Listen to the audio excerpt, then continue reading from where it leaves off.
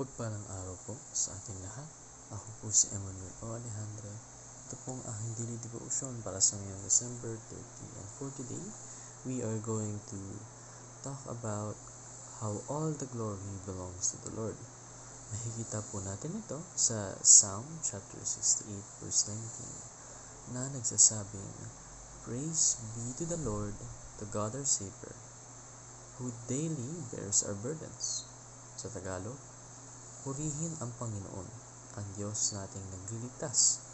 Dinadala araw-araw ang pasanin nating hawak.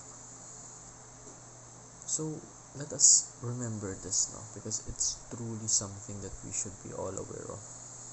God is our Savior. Siya po ang nagligtas sa atin. At dahil po sa Panginoon, ang ating mga kasalanan ay napawalang bisa.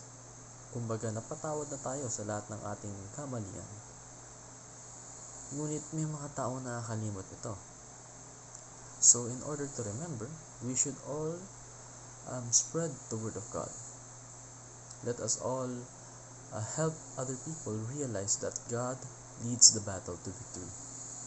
Ang Panginoon po natin ang siyang nagiging dahilan ng ating victory.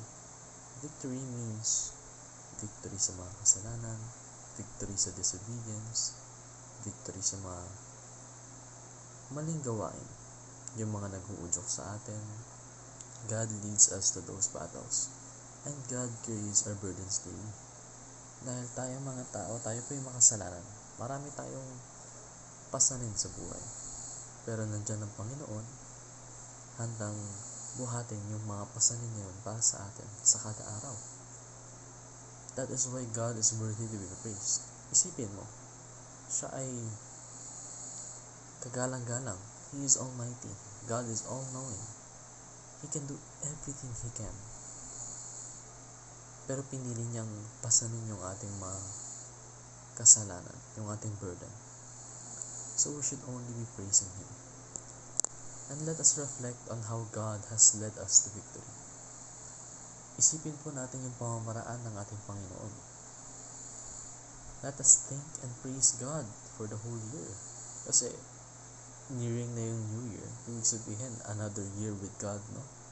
Let us remember yung mga pangyayaring naganap this 2024 and kung paano tayo tinulungan ni God sa toughest times na meron tayo sa ating buhay. And lastly, we should fast on the first week of this coming year.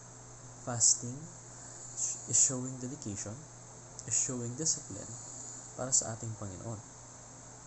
It's to express our love and loyalty and trust towards God. Yun naman po ang aking daily devotion. Maraming salamat sa pakikinig. Pagpalain po tayong lahat and let us all give glory to God.